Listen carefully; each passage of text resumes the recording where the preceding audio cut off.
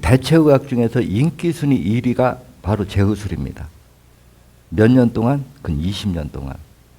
여러분들 생각하셨어요? 근데 이 의술이 저도 이제 제가 우리나라에서만 있으면 좀 바보가 될 것 같아서 외국에서 먼저 인정을 받아야 되겠다 이런 마음이 초창기부터 좀 강했어요.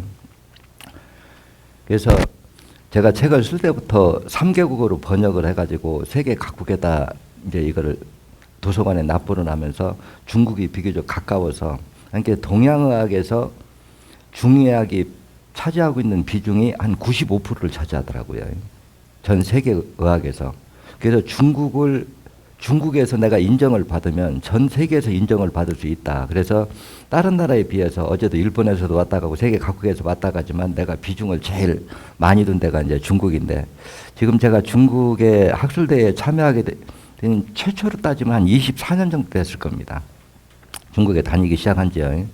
지금 현재는 중국에서 우리나라로 말하면 병의원급에서 내 이름, 내 사진 걸어놓고 운영하는 병의원급이 적어도 한 4, 5천 개 지금 될 겁니다. 그러면 국제적으로 인정받았다고 봐야 되겠죠. 근데 이제 이런 의술이 중국에 제가 보급을 해놓으니까 맨 먼저 이루어진 일이 뭔 일이었느냐. 내 논리 사연료법은 심천의학으로 하고 처방은 중국에서 하면 어떻겠느냐. 아니면 내 의술을 중국화 시키자. 그래서 제가 중국도 다니면서 그런 생각을 하거든요. 이 사람들이 좀 나를 진심으로 대해줬으면 좋겠는데 대접은 잘해주는데 법적으로 보장을 안 해줘요. 그러니까 나도 알맹이는 안 내놓고 한 70%만 이렇게 공개한단 말이에요. 그러면서도 그 70% 내는 그 학문 가지고도 해보니까 비교가 안 돼요. 환자들 치료하는 게. 제 입장에서는 그러거든요. 고혈압, 내 손으로 고혈압을 고쳐봐라. 만약에 지금 현재 예를 들어 병원에서 진단해서 고혈압 환자 진단 딱 받은 사람 낫더러 고혈압을 고쳐봐라 그러면은 100명을 고친다고 하면 혈압나게 이게 치료라고 하는 거는 약을 먹으면서 혈압이 정상은 별 의미가 없습니다. 치료하는 기간 동안은 어떤 약이고 어떤 방법이든지 동원을 하지만 치료가 딱 끝나면은 어떤 약도 먹지 않은 상태에서 혈압이 안 올라가야 그게 완치가 된 거예요. 고지혈증 환자는 혈전 용해제나 아스피린을 먹지 않아도 혈질이 정상을 유지해야 그게 치료에 온 개념이 있는 거고 협심증 환자는 신경안정제를 먹지 않아도 심장이 고르게 뛰게 하는 것이 치료의 정의라는 거죠. 그래서 저는 이거를 재생복원 이렇게 얘기합니다. 근데 이 기준에 맞게 우리나라를 비롯해서 전 세계 의사들이 총동원을 한다고 해도 고혈압 환자를 1년 동안을 수단 방법 가리지 않고 다 치료해서 1년 후에 약을 먹지 않아도 혈압이 정상으로 유지되는 거. 당뇨 환자, 고혈압 환자, 협심증 환자 정상으로 돌리려면 여러분 생각에 지금 몇 프로 정도나 약을 끊고 정상인 상태로 유지하게 치료가 가능하다고 생각하십니까? 거의 드물죠. 아마 1, 2% 내일 겁니다. 근데 낫더러 하라고 그러면 완치율 95%. 나한테 배운 제자들이 하면 한 80%. 이렇게 잡고 있거든요. 그러면 도대체 이런 의술이 도대체 뭘까? 여러분들은 책을 안 봤기 때문에 아마 이해하기가 좀 곤란하실 거고 저도 강의 주제를 어떤 걸 잡아야 여러분들이 이해하기가 좀 쉬울까 머릿속으로 산을 한 바퀴 돌면서 좀 생각을 했는데요. 저 개인적인 입장으로 보면은 웬만한 병은 저는 못 고치는 걸 이해 못 합니다.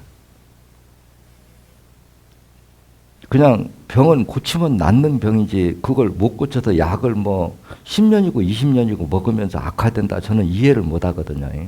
그러면 이런 내용을 책에 제가 그 책을 지금 여러분 앞에 있는 게 24, 5년 전에 집필한 걸 거예요. 그때 집필해놓은 책인데 그 책 내용에 보면은 우리 몸을 진단하는 시각이 기존 학문하고는 완전히 달라요. 그래놓고 의미 있는 말을 한마디 써놨거든요. 그 얘기를 이렇게 몇 소절만 이제 간추려 보면은 현대의학이 이대로 가면 전 국민이 환자가 될 날이 멀지 않았다. 이런 구절이 있고 또 하나는 뭐가 있느냐고 하면은 현대의학과 동양의학의 약점을 알고 있다. 그럼 이런 얘기가 어디에서부터 이런 얘기가 책에다 서두에다 쓰게 됐느냐고 하면은 제가 공부를 해보니까 자연계의 모든 생명체들이 그냥 이렇게 운영되는 것 같아도 일정한 생리 공식이 있더라고요. 그래 이런 생리 공식이 있는데 동양의학은 경험방으로 이게 발전해왔고 서양의학은 성분학, 해부학, 통계의학을 모체로 해서 발전시켰기 때문에 생리치나 화학 반응이 있지 진단 시각 자체가 현대의학에서 없어요. 그럼 이게 없으면 어떤 현상이 일어나느냐 하는 게 관건이거든요. 예를 들어서 제가 여러분이 기존에 있는 상식만 가지고도 내가 이해를 생리치와 비교해서 설명을 해볼게요. 지금 여러분들 생각에서도 우리가 고혈압 환자를 예로 들어봅시다. 심장에서 피를 뿜는데 혈관 끝이 막히면 혈압이 높아질까요? 안 높아질까요? 우리가 혈관이라고 하는 게 동맥, 세동맥, 말초, 모세혈관이 한 라인으로 이어져 있고 말초, 모세혈관이 가장 가늘겠죠. 그럼 말초, 모세혈관이 혈전, 어혈로 막힌 상태에서 심장에 혈액을 품으면 중간에 피 압력이 높아질 거냐 안 높아질 거냐 어때요? 당연히 높아지겠죠. 그러면 그 끝을 막고 있는 걸 우리가 어혈을 빼서 피길이 열린다고 하면 압력은 떨어질까요? 안 떨어질까요? 생각만 해도 당연히 떨어지죠. 근데 그 막힌 걸 그대로 두고 지금 여러분들이 약으로 쓰면 여러분들이 고혈압 약으로 우리 인체에 투여하는 그 약성의 원리가 뭘까 하고 따져보면은 결국은 심장을 천천히 뛰게 해서 혈압을 잡는 원리라는 거예요. 그러면 이 약의 양리 원리가 12시간을 심장을 천천히 뛰게 하면은 12시간 하루에 2번 먹어야 되고 24시간 가면 하루 하나를 먹어야 되는데 죽을 때까지 약 기분 떨어지면 또 넣고 하는 게 반복될 수밖에 없어요. 근데 그 앞에 있는 걸 뚫어줬다고 하면 어때요? 고무 호스로 말하면 앞 끝이 막혀가지고 중간에 호스 앞이 압이 채였는데 끝에 있는 걸 틔워주려고 생각했으면 오히려 쉽게 해결할 수가 있어요. 이게 단순 고혈압입니다. 심천의학에서 얘기하느냐. 그런데 여기서 생각을 조금 키워간다고 하면 이런 생각해 보십시오. 우리 혈관을 하수도 구멍이라고 비유하면 이해하기가 아주 쉽거든요. 하수도 구멍이 찌꺼기, 음식물 찌꺼기 없이 막힐 수 있을까요? 여러분들 생각에도 찌꺼기가 없다면 막힐 수가 없지요. 그러면 일단 막혔다면 찌꺼기가 있다고 봐야 됩니다. 그럼 우리 몸의 혈관도 혈압이 높았다? 그러면 앞에 혈관이, 말초 모세혈관이 막혔다고 생각하면 막힌 건 결과고 반드시 혈관을 막은 이물질이 있다는 거예요. 그게 현대의학 용어로 하면 혈전이고 신천의학 용어로 하면 그게 어혈입니다. 그럼 어혈이 있다고 하면은 어혈이 있는 거는 결과고 혈전이 생긴 건 결과고 혈전이 생길 수밖에 없는 반드시 원인이 있다는 거예요. 생리치죠. 그래서 이 생리치로 풀어보니까 신천의학에서는 우리 몸이 피를 맑게 유지하는 결정적 장기는 신장과 간인데 신장과 간 기능이 떨어지면 이제 제 용어로는 혈액 속의 산도가 높아진다 이렇게 얘기합니다. 그래 신장 기능이 떨어지면 요산 약산 수치가 올라가고 간 기능이 떨어지면 중산 탄인산 수치가 올라가는데 이 산도가 높아질수록 혈액 속의 산소 포화도가 떨어집니다. 그러면 산소가 부족하면 어떤 현상이 나느냐? 체세포들이 소화 능력을 잃어요. 그럼 소화 능력을 잃으면 어떤 현상이 일어나느냐? 소장에서 흡수한 영양분을 체세포들이 소화 연소시키지 못하고 혈액 내에 축적되면 이게 바로 고지혈증입니다. 그럼 혈액이 걸쭉해지고 뻑뻑해지면 심장에서 혈액을 품어내면은 앞에서 잘 빠져나갈까요? 못 빠져나갈까요? 여러분들의 생각에도. 못 빠져나가죠. 그러면 이게 혈압이 높아져요. 그러면 이거를 현대의학에서 생각하면 이 혈전을 녹여야 된다 해서 혈전용해제 아스피린이 나온 게 바로 그거란 말이에요. 약의 원리가요. 그래서 혈전용해제라고 하는 거는 지방 단백질을 산화작용으로 녹여서 묽게 만드는 게 그 약성의 원리다 이렇게 생각하시면 돼요. 그러면 여러분들이 생각해도 혈전용해제를 쓰면은 일단 고지혈증이 뻑뻑한 혈전이 녹아서 묽어지니까 피는 잘 돌겠죠. 근데 이제 문제는 뭐냐? 이 약은 만들 때부터 혈전을 용해하는 기능만 있기 때문에 먹으면 삭고 안 먹으면 다시 뻑뻑해지고 먹으면 삭고 안 먹으면 다시 뻑뻑해지고 죽을 때까지 반복할 수밖에 없는 약점을 가지고 있더라는 거예요. 그런데 지금 내가 설명한 걸 얘기를 다 들어보면 고지혈증은 책에 보면 고지혈증 비만은 신장 기능이 떨어진 합병증이다 이렇게 진단한단 말이에요. 그러면 고지혈증을 치료하기 위해서는 어느 장기를 고쳐야 될까요? 상식적으로 신장 기능을 회복시켜야 된다는 거, 신장 기능을 회복시켜서 피를 맑게 여과하는 기능을 정상화시켜야 된다는 게 상식인데 지금 현재 고지혈증을 치료하기 위해서 섭취시키는 혈전용해제, 아스피린, 산화제의 약성 기능이 과연 신장이나 간을 정상으로 회복시키는데 양리 기능이 있느냐. 그걸 오래 먹으면 얼마 전에 통계 나왔잖아. 아스피린 오래 먹은 사람이 신부전증 걸릴 확률이 5배가 높더라. 통계를 잡아보니까요. 그러면 이런 것들이 왜 이런 부작용이 일어날까 하고 따져보면 혈전용해제의 그 산화작용이 혈액 속에 있는 지방 단백질만 산화작용으로 녹이는 게 아니고 혈관벽도 녹여버리고 혈소판도 녹여버리고 신경전의 피복도 동시에 녹여버리더라 그 얘기예요. 양리 기능이. 근데 혈관벽을 자꾸 깎아먹어서 혈관이 터져버리면 어떻게 될까요? 지혈이 안 돼요. 혈소판도 함께 녹아버리기 때문에요. 그래서 우리가 고지혈증 환자가 중풍이나 뇌출혈의 위험을 예방하기 위해서 혈전용해제를 먹는데 오히려 그걸 오랫동안 장복하다 보면은 오히려 혈관벽이 약해져서 터져버리고 혈소판이 녹아버리면 한 번 세면 지혈이 안 돼서 끝까지 돼서 제가 그런 얘기 하거든요. 예전에는 중풍 맞으면 우스갯소리로 짧으면 3년, 길으면 7년 간다고. 중풍 맞고도 3년에도 7년은 살았다 소리예요. 평균적으로. 요즘에는 뇌출혈 일어나면 며칠 만에 사망하는 사람들이 많아요. 왜 그럴까요? 혈전용해제의 산화작용이 혈소판을 녹여버리기 때문에 혈관이 한번 터져버리면 지혈이 안 된다는 거예요. 그런데 이 속에서 핵심적으로 가장 문제가 되는 것은 뭐냐가 하면 신경선의 피복을 산화작용으로 벗겨버리는 게 신장 기능을 떨어뜨리는 결정적 원인 제공을 하거든요. 그러면 우리가 고지혈증이 되면 고지혈증 상태에서 있는 사람들이 보면은 고혈압도 가지고 있고 당뇨 초기도 가지고 있고 고지혈증, 고혈압, 당뇨 초기를 동시에 가지고 있어요. 이건 뭐냐? 전부 다 신장과 간 기능이 떨어진 초기거든요. 우리 몸에 혈전, 어혈이 만들어지는 그 경로를 생각하면 의외로 간단해요. 우리 혈액 속에 영양분의 가지수로 나눠보면 뭐 500가지다, 1000가지다 가지수가 상당히 많이 분류할 수 있는데 양적으로 가장 많은 영양소는 지방 단백질입니다. 제일 비중이 높은 게요.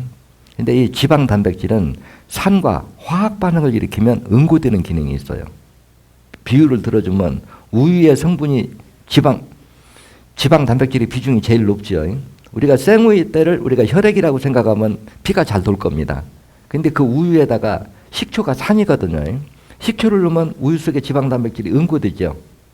쉽게 얘기해서 산과 지방 단백질이 만나면 이 응고되는 기능이 화학 반응에 의해서 응고가 된다 그 얘기예요.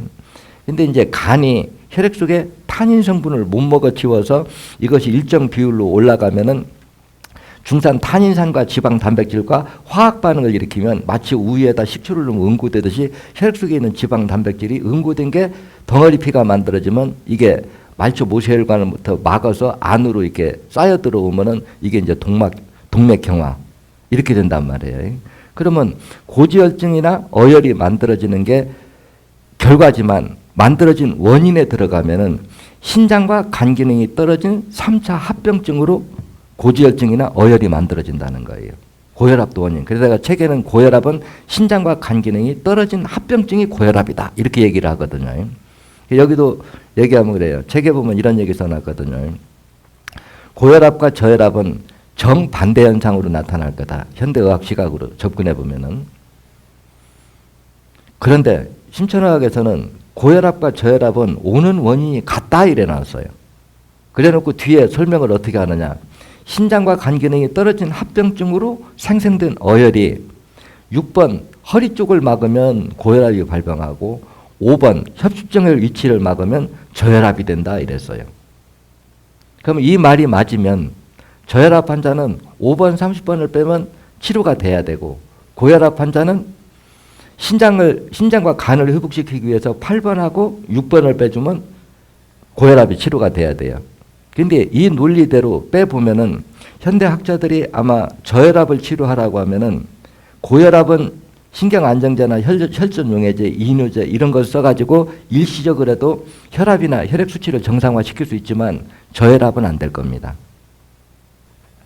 근데 저혈압이 5번, 8번, 5번, 30번을 빼고 완치될 가능성이 과연 몇 프로나 될까? 내가 시키는 대로 하면 95%. 근데 중요한 건 그래요. 한번 거기 혈관이 뻑 뚫릴 때까지 빼놓으면은 적어도 10년 이상은 어떤 약을 먹지 않아도 혈압이 정상을 유지한다는 거예요. 그러면 이런 학문들이 모든 질병마다 제가 중국에 다니니까 중국에서는 그 왕문원 교수라고 중국의 그 평행침구를 연구한 원래 이제 군부대에서 군인들이 다치면 짧은 시간에 침을 놔가지고 그 환자들을 그 통증을 없애는 그 침을 연구한 사람이라 중국에서는 국부처럼 예우를 해줍니다. 그래서 뭐 비서 자동차까지 막 전체를 갖다 국가에서 제공을 해주고 처음에는 그게 군대에서만 사용을 했는데 이제 전쟁이 끝나고 나니까 이걸 민간에다가 이제 그 의수를 전파해 주는데 한 20일 정도 배우면 된다 그래요. 제가 이제 중국에 처음에 접근할 때 어떻게 접근했냐고 하면 장애인 단체를 먼저 접근했습니다. 장애인 단체를 내가 중국은 사회주의이기 때문에 그 장애인들한테 아무리 지원을 해줘봐야 밑빠진 독에 물 붓기다. 이 사람들한테 직업을 만들어주자. 그래서 내 의술을 배운 사람한테 사회요법은 그게 정신 박약아가 아니고 다리를 못 써도 손만 쓸 수 있으면 누구나 할 수 있는 거니까 이거를 전수해줘가지고 이 사람들한테 직업을 만들어주면 어떻게 했느냐 하고 제안을 했더니 이분들도 자존심이 있잖아요. 그러니까 내 공부는 다 배우려면 한 2년을 배워야 됩니다. 근데 그 평행침구는 20일이면 배워요. 그러니까 조건을 어떻게 제시하느냐.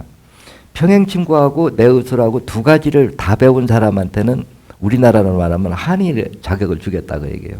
그렇게 해서 제가 중국에 접근해서 들어가서 그게 효능이 자꾸 이제 알려지다 보니까 대학에서 학술대회에 좀 참가하라고 중의학대회 그게 한 24년 전이지요. 이래가 처음에는 이제 이 민간인들한테 이거를 보고를 하다가 대학에서 요청이 와서 이제 학술대회에 참가하다 보니까 이 국제학술대회가 2년에 한 번씩 하잖아요. 그래서 거기를 내가 해마다 논문을 제출해서 지금 이제 9번째 제출해줬는데 요번에 최종 마지막에 해준 게 이제 뇌질환에 대해서 해줬는데 그것이 이제 묶여가지고 학생들이 배우는 교재로 쓰거든요. 근데 그게 20년 동안 지금 인기 순위 1위를 하고 있다는 거예요. 제일 선호하는 거예요. 그러면 그 많은 학자들이 배우는데 내 의술을 왜 공감할 수밖에 없고 현대 의술하고 그 다른 점을 인정할 수밖에 없느냐. 이제 이 부분에 대해서 여러분들이 좀 이해를 해야 되는데 저도 이걸 주제로 하면서 여러분들이 과연 이 말귀를 알아들을까 못 알아들을까 이게 문제였어요. 근데 여러분들이 그냥 마음의 문을 다 기존에 배운 그 지식의 고정관념에서 탁 털어버리고 내가 우리 인체를 어떻게 바라보는가 요거에 대해서 한번 마음의 문을 열어보세요. 제 책에 보면은 이런 구절이 있습니다. 자연계의 모든 생명체, 식물, 동물, 곤충, 작은 미생물, 우리 인간, 살아있는 모든 생명체는 현재 존재한다는 자체는 그 환경에서 세포 분열을 통해서 재생, 복원, 살아남는 방법을 깨우쳤기 때문에 존재한다. 이해하십니까? 식물이든 동물이든 모든 생명체들은 세포 분열을 통해서 재생, 복원, 살아남는 방법을 깨우쳤기 때문에 존재한다는 거예요. 현재 그 생명체가 접하는 환경에서 살아남는 방법을 깨우치지 못했다고 하면 이미 도태되고 없다는 얘기예요. 이 말을 역으로 불면은요. 근데 그 깨우침이 이 한 생에서 만들어진 게 아니고 하나의 작은 미생물서부터 하나의 작은 미생물서부터 한 생 한 생 몇 억 년 동안 진화 과정을 거쳐서 현생에 이르렀다는 거예요. 그런데 그 재생 복원 능력은 인간의 머리로서 따라갈 수가 없어요. 그럼 재생 복원이라고 하는 게 도대체 뭘까 하고 따져보니까 또 책에 보면 엉뚱한 얘기를 써놨어요. 지금 여러분들 생각도 식물, 동물, 곤충, 우리 인간 다 다르다고 보죠. 근데 제가 공부를 해서 풀어보니까 조상은 하나더라 그 얘기예요. 그래서 저는 이거를 어떻게 앞으로 풀어나느냐 이걸 간략하게 풀어놓은 게 태초에 하나의 작은 미생물이 태어났는데 하나가 둘이 되고 둘이 넷이 되고 이것이 수없는 단세포가 많이 태어났는데 이놈이 주변 환경에 따라서 그 환경에서 살아남기 편한 구조로 육을 변화해간 과정에서 외형인 식물, 동물, 곤충으로 달라졌을 뿐이지 조상은 같다. 그렇기 때문에 식물이나 동물이나 곤충이나 우리 인간이나 삶의 공식은 똑 동일해요. 제가 공부를 정리를 해보니까요. 근데 이 논리를 제가 국제학술대회나 제가 티베트에 전 세계적으로 중국의 그 티베트 불교학교 가면 거기는 완전히 도승들이 공부만 하는 데거든요. 그 스님들이 내 강의를 듣고 다 공감을 하는 내용이에요. 이런 설명에 대해서요. 근데 이런 내용들이 왜 우리가 질병을 치료하는데 중요하냐 하는 이제 관건이 내가 여러분들한테 강의하는 시간이 1시간밖에 없기 때문에 헤드라인만 이제 탁탁 끝내야 되거든요. 상세하게 설명을 할 수는 없겠죠. 그러니까 자연계의 모든 생명은 조상이 같기 때문에 삶의 방식이 같다. 이걸 이해하면 돼. 여기까지는 어렴풋하지만 공감할 수 있죠. 네. 그 다음에 이제 요걸 두고 저도 산속에서 이제 저는 책을 보고 공부를 하는 게 아니고 주로 이제 눈을 감고 명상을 통해서 산책을 하면서 사색을 통해서 공부를 하는데 우리 인체가 정상인이라고 하면은 어떠한 생리 구조를 가져야만 정상인의 삶을 살 수 있을까? 이걸 역으로 풀어가 거꾸로 풀었다 앞으로 풀었다 해서 계속 짜 맞추기를 하다 보니까 생리 공식이 나온단 말이에요. 그런데 마지막에 이 공부가 정리되는 제가 공부를 할 당시에요. 예전에 제가 명상을 많이 할 당시 어떤 깨우침을 얻을 때 한순간에 얻거든요. 근데 그 순간에 내가 환희를 느낄 그 순간을 여러분한테 얘기하면 여러분들도 일부 공부를 하는데 도움이 될 겁니다. 제가 처음에 사업을 하다가 이제 산속에 들어가서 부도를 맞고 산에 들어가서 공부를 그냥 뭐 공부를 하기보다는 도피로 산에 들어갔죠. 도피로 산에 들어가서 고민을 많이 하다 보니까 고민이 명상이 됐고 명상이 의문. 그냥 저는 처음에 의술 공부하려고 했던 사람 아니에요. 약도 공부하려고 했던 사람이 아니고 산에 들어가서 먹고 살 길에 돈도 없고 아무것도 없으니까 산에 가서 제일 살기 좋은 게 뭐 할 수 있는 게 뭐예요? 약초지요. 근데 약초를 이름을 모르니까 캘 수가 없는 거예요. 그래서 약초책을 처음에는 약초의 가지수를 알기 위해서 약초책을 봤고 두 번째는 약초를 캐다 팔다 보니까 의문점이 들었어요. 이게 왜 약이 될까? 근데 이게 어떤 약이 될까 하고 궁금했는데 내가 책을 보니까 그때는 제가 돈이 없으니까 책을 헌책방에서 막 300원, 500원짜리들 막 한 다발씩 그냥 사다가 놓고 읽어보니까 공통점이 있어요. 전부 짜집기라는 거예요. 자기가 어떤 공부를 해서 깨우침을 얻어서 책을 기술해놓은 게 아니고 이 책 저 책 짜집기를 해서 내 공부다 내놓고 익혀보니까 알맹이가 없는 거예요. 그래서 이거를 그 의문에 대해서 생명이 어떻게 유지해 가는가 이 의문에 대해서 계속 그렇게 이제 공부를 할 타이밍인데 제가 산에 올라가니까 벌이 이렇게 나무 이렇게 둥치 밑에서 토종벌이 이렇게 매달려 있어요. 너무나 이제 기분이 좋은 거예요. 그놈을 이제 모자를 벗어갖고 모자에다 받아가지고 집에다 놨는데 벌에 대한 지식이 없었어요. 그때는. 그래서 책을 사다가 읽어보니까 주 내용이 뭐냐면 토종벌 한 통에 벌 마리수는 약 3만 마리에서 5만 마리 정도가 한 통을 이루고 산답니다.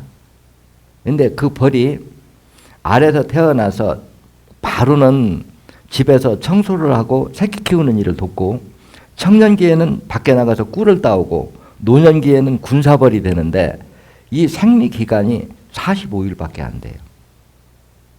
무슨 얘기가 이해가죠? 그러면 이 말을 그대로 풀면 어떤 얘기가 되느냐. 벌 한 통이 3만 마리라고 가정을 하면은 3만 나누기 45 하면은 하루 여왕벌이 그만큼 알을 놓고 하루 그만큼 죽어나가지만 3만 마리는 그대로 유지하고 있다. 이해되죠?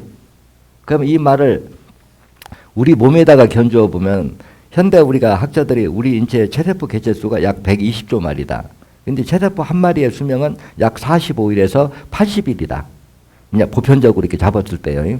그러면 이것도 벌하고 똑같이 우리가 생리치로만 설명을 드리면 120조 나누기 45 한다면 어때요? 하루 그 숫자만큼 태어나고 하루 그 숫자만큼 죽는다는 얘기죠. 근데 이제 책에 나온 내용은 거기까지예요. 근데 그렇게 하고 있다가 한 봄에 돼가지고 벌통을 이렇게 청소하다 보니까 언뜻 의문이 갔어요. 어떤 의문이 갔느냐. 벌 한 마리가 45일이라면 꿀이 안 들어오면 여왕벌이 알을 안 놓습니다. 그러면 꿀이 안 들어와서 여왕벌이 알을 놓지 않아서 새끼를 낳지 않는 기간을 따져보니까 그건 5개월이 돼요. 그럼 5개월이면 3, 55, 150이래요. 그러면 책의 내용대로 한다면 벌 한 마리의 수명이 45일이라고 하면 봄철에 벌통에 벌이 있어야 돼요? 없어야 돼요? 당연히 없어야 된다는 거예요. 한 마리의 수명이 45일이라면 봄에는 여왕벌만 남아있고 새끼벌이 한 마리도 없어야 그게 맞다는 거예요. 생리 이치적으로 보면. 그런데 봄에 3만 마리가 그대로 있는 거예요. 그래 이제 이 의문에 대해서 계속 풀어보다 보니까 어떤 답이 나오느냐. 벌이 동면기에 들어가면 45일에 적용을 안 받는다는 거예요. 이해가요? 동면기에 들어가면. 근데 이제 여기서 생각이 더 키워지는 거예요. 뭐냐. 그러면 동면하는 동물이 벌만 있을까? 아니야. 개구리도, 뱀도, 곰도, 심지어 물고기는 10년 동안 동면을 하다가도 깨나는 물고기가 있는가 하면 물벌레 같은 건 100년, 200년이 돼도 건조 상태에서 있으면 수면 상태에 있다가 물에 집어넣으면 불과 몇 분 만에 다시 겨다니고 활동을 한단 말이에요. 그러면 모든 생명체가 조상이 같다면 우리 인체한테도 그런 기능이 있지 않느냐. 생각이 이제 여기에 접어드는 거죠. 그러면 우리 인체 중에서 120조 마리나 되는 생명체 중에서 과연 동면기, 그 동면이라고 하는 걸 제 이름이 제가 그때 이름을 뭐라고 짓까 이제 머릿속에서 고민을 하다가 제가 이제 고향이 금산이라 잠자는 세포를 그냥 수면세포라고 하자. 그래서 제가 책에다 25년 전에 수면세포라고 하는 용어를 그냥 임의적으로 만들어서 붙였습니다. 그럼 우리 인체에도 벌처럼 겨울에 잠자는 그런 동면세포가 수면세포가 있을 것이다.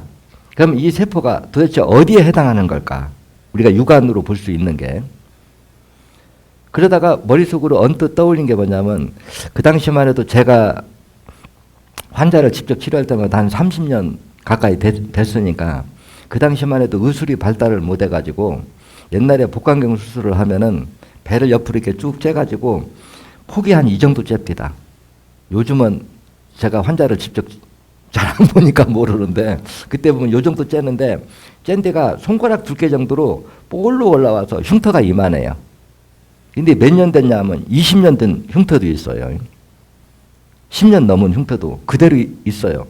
그러면 이게 사람도 노인은 우리가 사람도 8, 90년을 살면 노인은 죽고 자식이 그 자리를 메우고 그 자식이 8, 90년 살면 노인은 죽고 자식이 그 자리를 메우면 우리 몸도 45일이나 80일, 85일 주기로 노후세포는 떨어져 나가고 새로운 세포가 그 자리를 메운다고 하면 이 흉터가 없어져야 되는데 왜 이게 남아있느냐. 이 원인이 궁금했어요. 그럼 이것이 바로 내가 생각하는 수면세포일 것이다. 생각한 게. 그러면 수면세포는 말 그대로 살아있는 세포도 활동을 하는 세포도 아니에요. 활동이 정지된 세포를 얘기하는 거거든요. 그러면 이게 왜 됐을까 하고 이제 원인 분석에 들어가 보면 우리가 수술을 하기 위해서 혈관을 말초무 혈관을 다 잘라버리면 다시 이렇게 꼬매놓으면은 그 혈관이 다 이어질까요? 이어지지 않았겠죠. 보통 3겹으로 꼬매는 걸로 알고 있거든요. 속껍질, 중간, 겉에 이게 배를 쬐면은요. 그러면 혈관 밖으로 새어나왔던 혈액 속에는 지방 단백질이 많습니다. 이 지방 단백질이 응고된 게 내가 지금 얘기하는 그 어혈이거든요. 이 어혈이 거기에 꽉 잠복하고 있으면 피가 돌까요, 못 돌까요? 못 돌겠죠. 그 못 돌면 모든 세포는 영양분이 공급돼야만이 세포 분열이 일어나는데 피가 못 돌면 영양 공급도 안 되고 산소 공급도 안 되면 이게 우리 몸의 세포도 수면 상태에 들어가는 게 이게 굳은 살이고 흉터고 검버섯이고 김이고 이게 아니냐 생각이 이제 여기에 미친 거죠. 근데 그때는 제가 공부하고 이게 초창기 때는 제가 참 복이 많아서요. 이런 의문이 들어가면 당장 요즘으로 말하면 임상실험을 해야 되는데 저는 솔직히 얘기합니다. 환자들에게 딱 오면 내가 머릿속으로 이런 생각이 들어가는데 이 흉터를 요렇게 하면 이거 없어진다고 생각하는데 한번 해보실랍니까? 하면은 해보라고 뒤밀어주지 반대하는 사람이 없더라고요. 여러 이렇게 환자들을 접해봐도요. 그래도 한번 해봅시다 해가지고 빼봤더니 흉터가 95%가 없어져요. 이게 맞다. 그러면 우리가 인위적으로 째서 어혈이 생긴 거나 신장과 간 기능이 떨어진 합병증으로 생긴 어혈이 혈관을 막는 거나 피가 못 도는 거는 동일한 거예요. 맞죠? 그 동일하다고 하면은 이 말초 모세혈관을 막고 있는 어혈을 빼내서 피를 돌게 해주면 그동안에 수면 상태로 노후세포로 있던 세포들이 세포 분열을 통해서 노후세포는 떨어져 나가고, 그러니까 우리가 노인은 죽고 자식이 그 자리를 역화분담하듯이 바뀌게 해주면 치료가 될 거 아니냐. 이걸 제가 재생복원치료다 이렇게 정의를 합니다. 그래 해보니까 돼요. 그래 이제 그 다음에는 뭐가 문제였느냐. 우리 몸에 오장육부 각 천기 기관들이 있는데 과연 어느 쪽으로 피가 막히면 이게 피가 못 돌까 하는 게 이제 문제였거든요. 그래서 그거를 책에다가 전부 찾아놓고 밖에 사진이 있는 게 그 혈점을 찾아놓은 거예요. 근데 이제 이거를 이제 원위치로 돌려서 우리가 이해하려고 이제 치유 쪽으로 들어가려고 하면 제가 상식적인 얘기 해볼게요. 이제 모든 세포는 우리 인체는 세포가 한 종류가 아니고 장 속에 있는 미생물만 해도 5만 종류가 넘는다고 그러는데 우리가 뼈 조직, 간 조직, 신장 조직 모든 조직이 다르다고 하는 것은 세포가 종류가 다르다는 얘기예요. 그렇지만 살아있는 생명체고 살아있는 생명체는 노후 세포는 떨어져 나가고 새로운 세포는 그 자리를 메우는 게 생리이치라는 거죠. 그러면 세포가 종류 수가 많고 성분이 다르건 그 생명체가 필요로 하는 영양분도 다르다는 얘기가 되는데 이 다른 영양분을 공급해주면 모든 세포들은 세포 분열을 통해서 노후 세포는 떨어져 나가고 새로운 세포가 분열을 하면은 이건 재생 복원 치료 능력이 당연한 거다. 해서 빼보니까 이제 된단 말이에요. 근데 이제 어디에서 부딪히느냐. 우리 혈관을 하수도구멍이라고 생각하면 이해가 쉬워요. 하수도구멍이 꽉 막혀서 물이 안 내려가는데 찌꺼기를 조금 빼니까 물이 내려가요. 뚫릴 만큼이요. 찌꺼기를 또 집어넣으면 어떻게 될까요? 다시 또 막히겠죠. 그러면 한 번 뚫은 걸 다시 안 막히게 하려고 하면은 방법은 하수 들어가는 입구에다 이렇게 체를 맞춰갖고 찌꺼기가 못 들어가게 하면 한 번 뚫는 게 유지가 된단 말이에요. 그럼 우리 혈관도 말초 모세혈관이 막혀서 우선 뚫어서 피가 도르니까 치료가 되는데 재발을 않게 하려고 하면 새로운 찌꺼기가 다시 또 못 막게 해야 되는데 어혈이 생기는 원인이 뭘까 이게 궁금해서 살펴보니까 신장 기능이 떨어지면 고지혈증이 유발되고 고지혈증 상태에서 간 기능이 떨어지니까 고지혈증의 혈질이 응고된 게 바로 어혈이 혈관을 막더라. 그러면 한 번 뚫은 게 다시 혈관이 안 막히려고 하면 새로운 어혈을 못 만들어지게 하기 위해서는 신장과 간 기능을 회복시켜야 되는데 요거를 정밀하게 분석해 봤더니 간이라고 하는 장기는 저 혼자 기능이 떨어지는 일은 없어요. 반드시 신장 기능이 떨어지면 그 합병증으로 간 기능이 떨어져요. 왜 그러느냐. 신장 기능이 떨어지면 책에 쓰는 게 요산 수치가 높아지고 요산 수치가 높아지면 산소가 부족해져요. 산소가 부족하면 산소 부족이 원인 제공이 돼서 간 세포가 혈액 속에 있는 탄닌 성분을 못 먹어치운 만큼 혈액 속에 중산 탄닌산 수치가 높아지면 이 탄닌산과 지방 단백질과 화학 반응을 일으키면 지방 단백질이 응고된 게 바로 어혈이더라 그 얘기예요. 이 얘기는 뭐냐? 간을 고치기 위해서는 반드시 신장 기능을 고쳐야만이 원천적인 간을 치료할 수 있는 거지 신장 기능을 안 고치는 한은 간은 재생 복원시킬 수가 없더라. 그러면 주안점은 신장에서 출발이 되는 거예요. 그러면 신장이 하는 역할은 뭐냐고 하면 우리가 500가지가 되든 1000가지가 되든 우리가 그 음식물을 먹으면 우리 몸의 다양한 생명체들이 그 영양분을 먹고 소화 연소시키는 과정에서는 반드시 뭐가 나오냐. 불완전 연소물들의 질소가스가 나옵니다. 이 질소가스의 기체가 액체화된 게 바로 요산인데 이 요산을 먹이로 먹고 소화시킨 배설물이 바로 소변이라는 거예요. 그런데 혈액 속에 있는 이 요산을 정상적으로 우리가 여과라고 필요해서 여과를 하기 위해서는 1분에 신장으로 약 220cc 정도의 혈액이 신장을 통과해야 되는데 이것이 70cc 밑으로 3분의 1 밑으로 떨어지면 이게 심부전증이에요. 그러면 여러분들 생각해 보세요.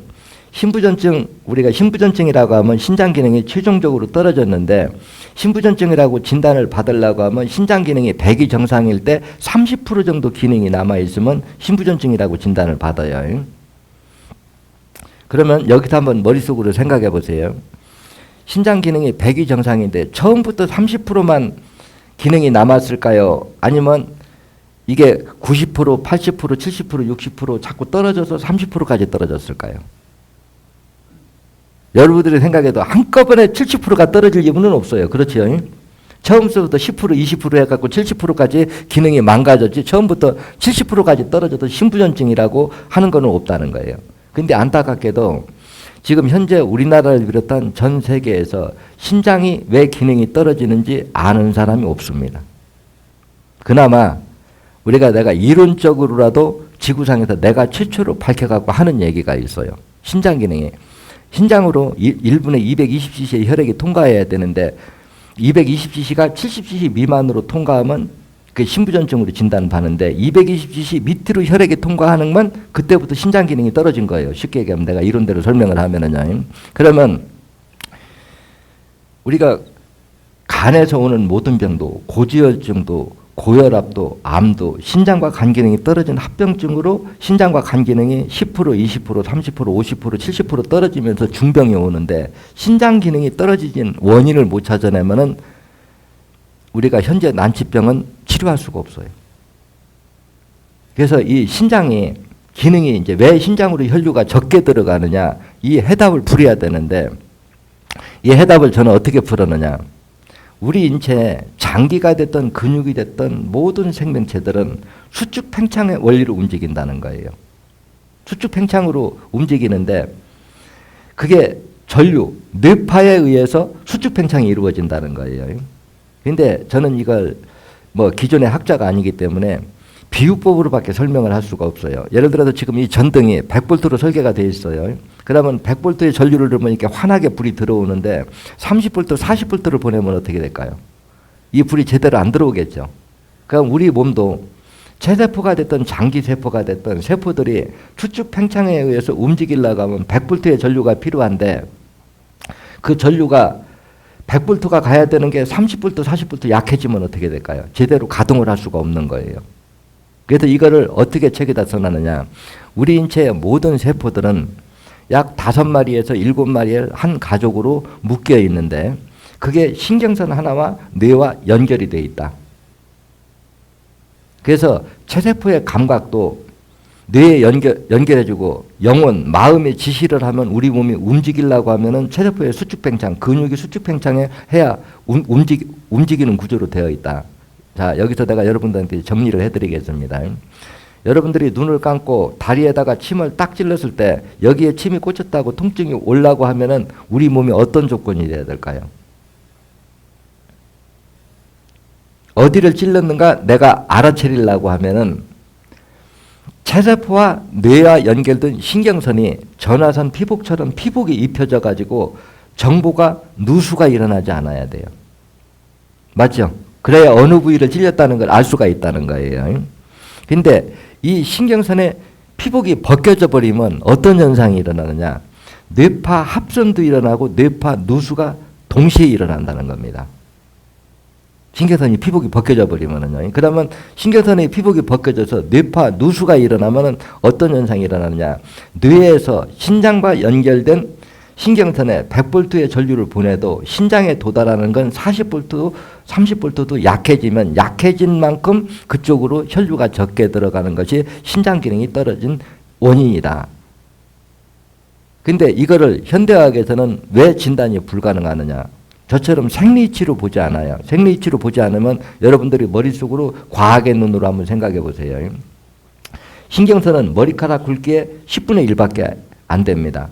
그 신경선의 피복이 벗겨져서 뇌파, 전류가 누수가 일어난다는 것을 과학적 장비로 진단이 가능할까요?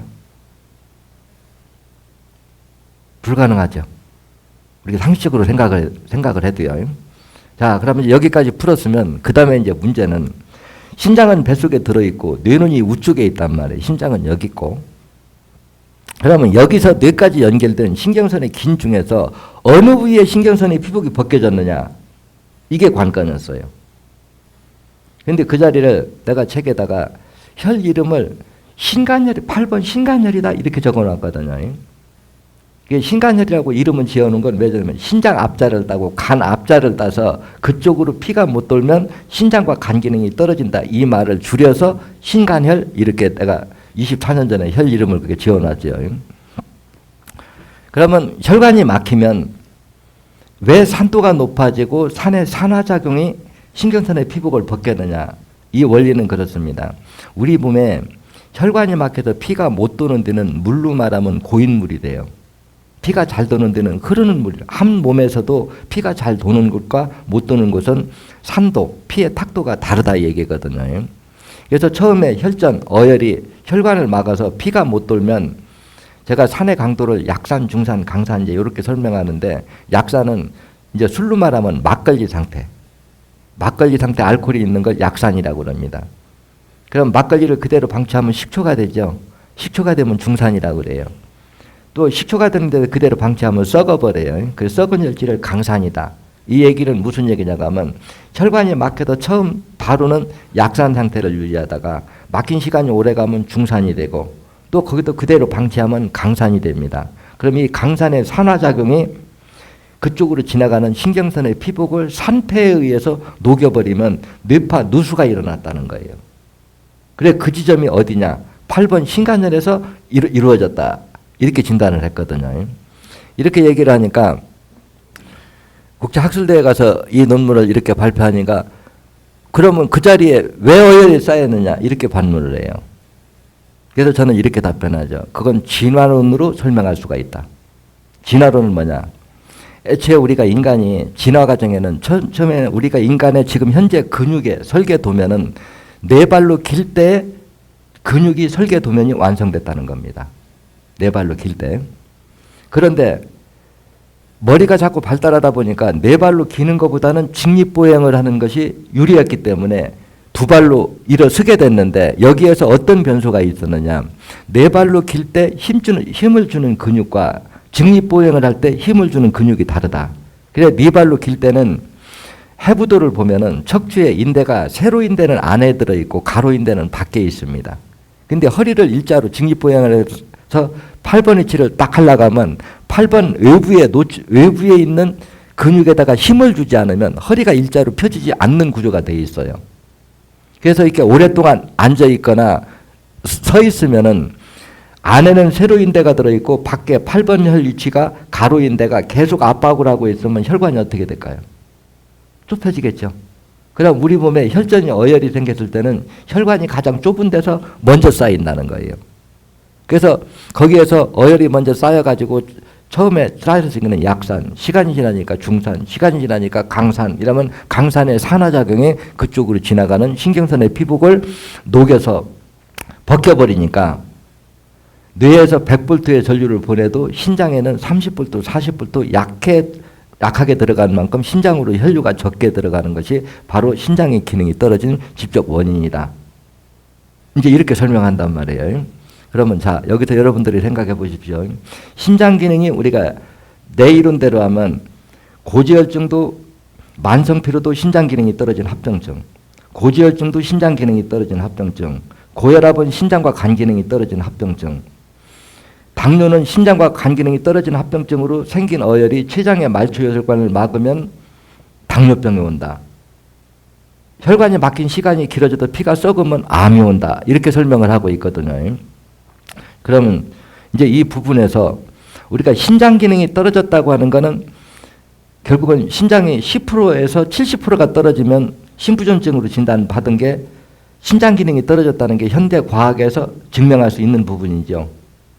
자, 그럼 따져봅시다. 지금 신부전증이라고 진단받고 전 세계 의사들한테 치료하라고 하면은 투석하거나 이식하는 방법 말고 신장 기능을 복원시키는 학문이 있습니까? 없습니까? 현대의학은 투석하거나 이식하라고 하지 신장 기능을 그대로 놔두고 재생복원시키는 의학은 없습니다. 그런데 내가 25년, 27년 전부터 뭐라고 얘기하느냐. 병원에 가서 몸이 되게 안 좋아서 병원에 가 진단을 하니까 나더러 신부전증이라고 진단을 하더라. 근데 이때 약도 먹지 말고 투석도 하지 말고 나한테 곧장 오면은 내 손으로 직접 치료하면 100명 하면 97명. 아까 얘기하듯이요. 나한테 배운 제자들이 해도 100명을 하면 80명이 완치가 된다. 여러분 이거 놀라운 술 아닙니까? 지금 한번 투석하면 죽을 때까지 병원 노예에서 벗어나지 못해요. 그런데 지금도 그러면 이걸 약을 먹으면 왜 안 되냐고 하면 약이라고 하는 게 뭐냐고 하면 신장이 피를 여과하는 기능이 떨어져서 요산 수치가 높아지면 산소 부족이 오면 면역 기능이 떨어집니다. 면역 기능이 떨어져서 세균이나 바이러스가 들어오면 현대의학에서 쓸 수 있는 약은 뭐예요? 항생제나 스테로이드 호르몬제죠. 또 신장 기능이 떨어져서 체세포들이 소화 능력을 잃어가지고 고지혈증이 되면 혈전 용해제를 써요. 신장 기능을 회복시키는 거와는 양리 기능이 전혀 관련이 없는 오히려 신장 기능을 더 망가뜨리는 약을 쓰는 거지 신장을 건강할 때 모습으로 돌리는 양리 기능이 현대의학에는 없다는 거예요. 그런데 내 이런 데면 신경선의 피복세포라고 해서 녹이지만 못하게 하고 강산의 산화작용이 녹였다고 하면은 그 산을 해독해서 녹이지 못하게 하고 그 세포가 분열하는 데 필요한 영양분을 공급해준다. 다시 복원 기능이 있을까요? 없을까요? 당연하게 있죠. 우리 몸은 인체의 어떤 세포들도 살아있는 세포는 일정 수명이 있고 영양 공급과 산소 공급을 해주면 병들 세포나 없어진 세포, 그러니까 내가 위도 그렇게 얘기하거든요. 이제 실화를 얘기하면 우리 대리점장이 남편이 위암으로 진단을 받았어요. 그래서 또 암이 어느 정도 크면은 수술하라 그럽니다. 작은 거는 그냥 사혈해도 없어진다 하지만 커서 생명 위협하면 수술하라 그러면 이제 수술하고 항암이나 방사선 치료만 받지 말고 그냥 와라. 그러니까 어떻게 보면 세뇌 교육이라 하면 세뇌 교육이고 근데 이 교육을 이제 오래 받았기 때문에 자기 남편도 공감을 하니까 병원에 가서 이제 계란만하게 커졌다고 그래요. 위암이. 계란 정도 크기로 커졌으니까 그 정도는 수술하는 게 빠르다 해가지고 수술을 하고서는 항암이나 방사선 치료만 안 받고 이 방법으로 치료를 합니다. 근데 병원에 가서 위를 얼마 잘라내느냐. 70%를 잘라냈어요. 근데 70%를 잘라내고 그러면 위 세포가 100개였는데 70개를 잘라내고 30개만 남았다 소리죠. 비율적으로 우리가 생각을 하면요. 그래놓고 그 환자를 계속 사혈을 시키고 한 1년쯤 지났어요. 1년쯤 지난 다음에 요즘 남편 어떠노 하고 물으니까 뭐라고 답해요? 우리 남편 지금 저보다 밥 더 많이 먹어요. 어떻게 됐을까요? 위에 70% 원래 70%를 100이 정상인데 70개를 암 수술하기 위해서 잘라내도 30개가 세포 분열을 하면 100개로 다시 분열하는 기능은 우리 몸은 태어날 때부터 가지고 있다는 겁니다. 그런데 이거는 위만 적용이 되는 게 아니고 인체의 모든 세포가 다 적용이 되는데 단 뼈는 안 됩니다. 그 여물개는 하는데 그것도 이제 어느 정도까지 되기는 돼요. 그래도 자르면 어디까지는 되고 어디까지는 안 되고가 하는 게 있는데 그 이런 논리에 의해서 제가 여러분한테 상식적인 질문 해볼게요. 고인물은 시간이 지날수록 썩는다. 맞아요? 틀려요? 맞죠? 고인물은 흐르게 하면 맑아진다. 맞죠? 그럼 혈관을 막고 있는 어혈을 빼서 피길이 열려서 피가 돌면 산도는 떨어질까요? 안 떨어질까요? 당연히 떨어지겠죠. 그럼 그 피길 따라서 그 세포가 분열하는 데 필요한 영양분을 넣어준다면 분열이 일어날까요? 안 일어날까요? 당연히 일어나겠죠. 그래서 실질적으로 이런 논리에 의해서. 근데 이제 이거를 다 정리하다 보니까 그 다음에 이제 어떤 숙제가 남느냐.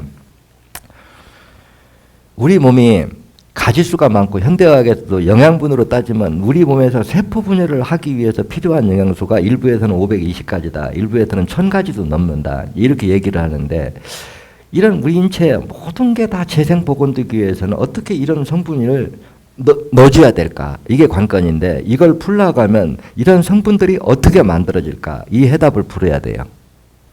그래 그 해답을 풀어보니까 제가 우리 인체는 먹이사슬 연결고리다 이렇게 풀거든요. 그러면서 뭐라고 하는 거니?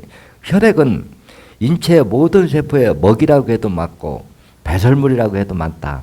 네, 먹기 전에 성분이 다르고 먹고 소화를 시키면 소화시키는 과정에서 성분이 바뀌면 그 바뀐 성분을 먹이로 필요한 생명체들이 한 장기 집단을 이루고 살고 이것이 연결된 것이 바로 먹이사슬 연결고리다 이 얘기거든요. 그러면 우리 몸에 이런 성분들이 어떻게 이게 분리가 되느냐가 이게 생성되느냐는 원리를 따져보니까 우리가 고체인 음식을 먹으면 내 장 속에 있는 미생물들이 갉아먹고 액체 효소화시키는 과정에서 성분이 다 바뀝니다. 그러면 그 바뀐 성분을 필요한 생명체들이 한 장기 집단을 이루고 산다 그 얘기거든요. 우리 몸에서 흡수하면은요. 근데 이 속에 어떤 비밀이 있느냐. 우리 장 속에는 지구상에 있는 세균 바이러스는 내 뱃속에 다 넣고 산다 해도 과언이 아닐 정도로 5만 가지가 넘는 세균과 바이러스가 장 속에 삽니다. 그런데 똑같은 음식, 똑같은 영양분을 먹어도 지방, 단백질, 당, 우리 몸에 필요한 영양소로 바꿔주는 생명체를 우리가 유산균이라고 그러고 강산을 배설하는 걸 식중독균이라고 그럽니다. 같은 영양분을 먹어도 배설물은 전부 종류에 따라서 다른 배설물을 생산한다 이 얘기예요. 어떻게 보면 미생물은 화학약품 공장이라고 해도 맞아요. 근데 이 속에서 이걸 풀면서 내가 책에다는 이렇게 설명해 놨거든요.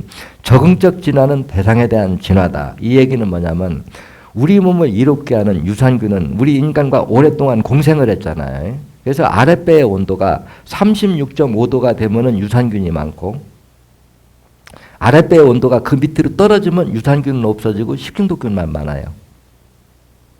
그러면 똑같은 음식을 먹어도 지방, 단백질, 당, 우리 몸에 필요한 영양분으로 바꿔주는 미생물을 우리가 유산균이라고 그러고 강산을 배설하는 건 식중독균, 강산이 배출되면 설사를 하겠죠. 장 속에 유산균이 많은 사람은 피를 잘 만들어내는 사람이고 식중독균이 많은 사람은 뭐를 먹어도 피를 못 만들어내는 사람이에요. 그래서 내가 국제학술대회 가도 그런 얘기 하거든요. 내 이론이 맞는지 틀리는지 아랫배를 손을 대봐서 따뜻한 사람은 장 검사를 하면 유산균이 많을 거고 싸늘한 사람은 식중독균이 많을 거다. 그래서 아랫배가 따뜻한 사람은 웬만큼 부패한 음식을 먹어도 배탈이 안 날 거고 아랫배가 냉한 사람은 조금만 색다른 음식을 먹어도 설사를 할 거다. 이게 정확하거든요. 현대물에 통계적으로 보면요. 근데 이 똑같은 상황을 그대로 놔두고 2번, 3번을 계속 빼서 피끼리 뚫리고 피가 돌아서 온도가 올라간 상태에서 다시 검사를 해보라는 거예요. 아랫배가 따뜻해지면 식중독균은 지가 없어지고 유산균은 지가 늘어난다는 거예요. 그러면 이제 여기서부터 문제가 생겨요. 내가 여러분한테 질문해 볼게요. 모든 세포는 그 세포가 분열하는 데 필요한 영양분을 넣어주면 세포 분열은 일어난다. 상식적으로 맞아요? 틀려요? 맞죠? 근데 그 가지수가 500가지, 1000가지가 된다고 하는데 그거를 가공하는 미생물은 내 장 속에 있는 유산균이라 그거예요. 그럼 유산균이 식중독균은 없고 유산균이 많아야 되는데 내 뱃속에 유산균이 많으냐 식중독균이 많으냐는 아랫배의 온도가 결정을 하는데 아랫배가 싸늘한 걸 그대로 놔두고 유산균을 먹는다고 그 유산균이 살 수 있느냐 묻는 거예요. 못 살겠죠? 예. 근데 이제 이 논리를 알기 때문에 제가 이 심천의학을 대중적으로 보급시킨 지가 한 25년 정도 됐어요. 내가 개인적으로 제자를 두고 이게 가르친 지가 아마 한 27년 이 정도 이렇게 됐는데 지금도 우리나라를 비롯해서 전 세계에서 공통점이 있습니다. 사열을 하면은 30cc 이상은 사열을 안 해줍니다. 평균적으로. 근데 나한테 오면은 어혈하고 생혈하고 섞여 나오면 한 번 사열할 때 300cc를 빼고 생혈은 안 나오고 어혈만 나오면 일주일 간격으로 500cc를 빼라고 그래요. 여러분들 하수도 구멍이 꽉 막힐 때 숟갈로 파내는 거하고 삽으로 파내는 거하고 뚫는 속도가 같을까요? 다르겠죠. 그러면 30cc 빼는 한 번 찌꺼기를 어혈을 30cc 빼는 효능하고 300cc를 빼면은 10배고 500cc를 빼면은 17배입니다. 그 혈관을 뚫는 속도가요. 근데 문제는 17배를 빼고도 500cc를 빼내고도 체력을 안 떨어지게 하려고 하면 피가 어떻게 만들어지는가 하는 생리치를 모르면 알 수가 없다는 거예요. 그래서 지금 전 세계 어디를 가도 30cc 이상은 안 뺍니다. 피가 부족함으로써 나타나는 합병증을 해결할 능력이 없어요. 근데 나한테 오면 나이가 8, 90살 먹어도 300에서 500을 빼라고 해도 1년 동안 쉬지 않고, 며칠 전에도 어느 환자가 왔는데 이제 언니가 동생을 치료해 주는데 동생이 고지혈증에다 고혈압에다 당뇨에다 협심증에다 뇌경색이 왔어요. 그러니까 제대로 걷지도 못하고 말도 못하고 체중은 한 80kg 가까이 나가는데 지금 한 65kg까지 체중이 싹 빠지고 언어도 정상으로 돌아왔고 걸음도 정상으로 돌아왔고 완전히 딴 사람으로 체중이 빠지니까 바뀌어버렸잖아요. 그래놓고 언니가 웃으면서 그래요.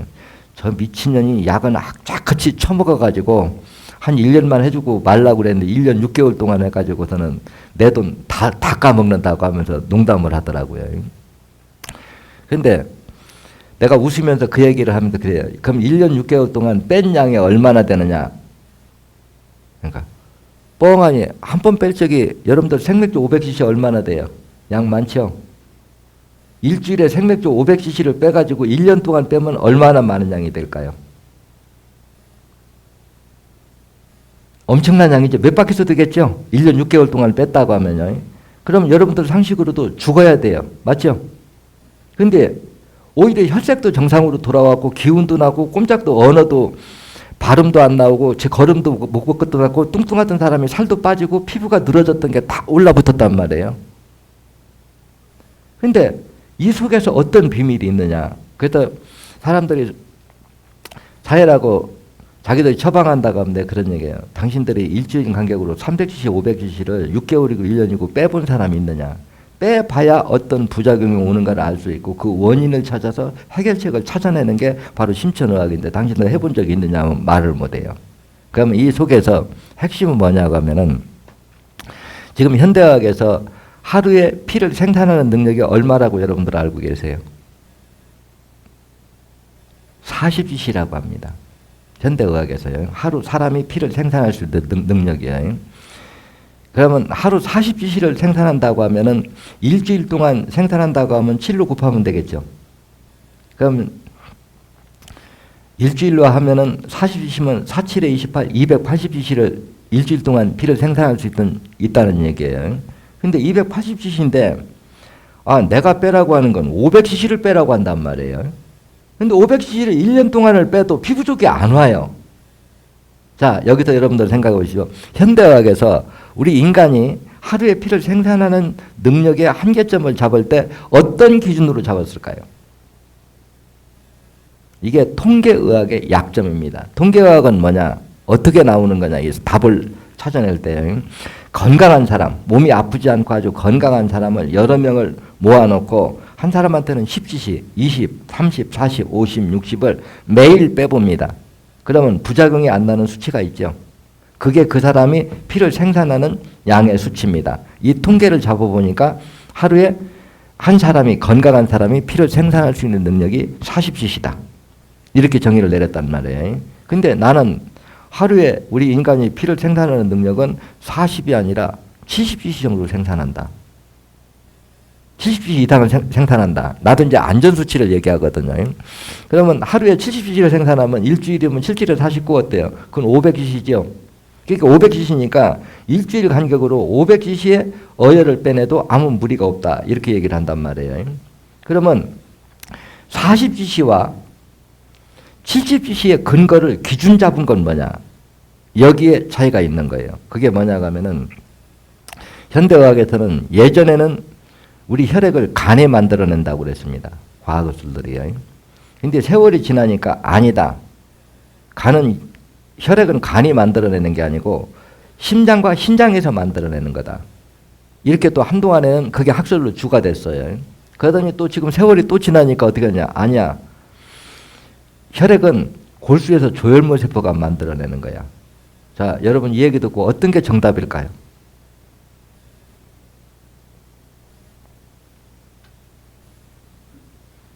지금 골수에서 조혈모 세포가 만들어낸다고 하는 게 고정일 것 같아요? 세월이 가면 또 바뀔 것 같아요?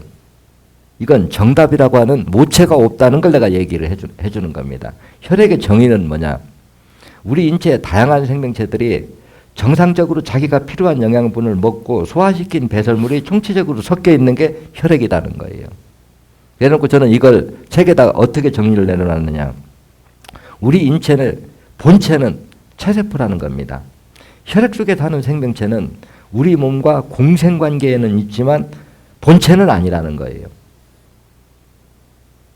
그러면 우리 혈액을 수치를 현대의학에서는 통계의학을 내다 보니까 건강한 사람의 혈액을 빼가지고 성분 검사를 해서 수치로 나열시켜 놓고 이걸 수치로 맞춰보니까 지금 현재 같은 학문이 나왔을 수밖에 없어요. 근데 나는 혈액을 어떻게 이해하고 있느냐. 혈액은 생리치료 보면 물로 이해하면 제일 쉬워요. 혈액의 우리가 밀도. 우리 혈액 속에도 여러 가지 생명체가 살고 있잖아요. 그런데 이게 우리 인체의 본체는 체세포고 공생관계에 있다. 먹이사슬 연결고리로 공생관계로 이어져 있다는 거예요. 쉽게 해서 우리가 고추밭에 진딧물은 고추 피해를 입히죠. 근데 무당벌레는 진딧물을 잡아먹지만 거기에 있지만 고추나무는 피해를 안 줘요. 오히려 도움을 줘요. 이런 관계에 있는 게 공생관계라고 하는 거예요. 우리 몸에도 그렇게 이어져 있다는 거죠. 그래서 혈액을 물이라고 생각하자 이 얘기란 말이에요. 그 물이라고 생각하면 물속에 플랑크톤이 많고 적고는 유기질 함유량이 결정한다. 맞아요, 틀려요? 유기질이 많을수록 플랑크톤이 많이 늘어나죠. 그러면 플랑크톤이 많고 적으냐에 따라서 플랑크톤을 먹이라는 물고기의 숫자가 결정납니다. 이게 먹이사슬 연결고리예요. 또 물고기가 어떤 종류가 많으냐에 따라서 그걸 먹이로 사는 생명체가 또 들어오는 게 먹이사슬 연결고리인데 우리 혈액도 그렇게 구성되어 있다는 겁니다.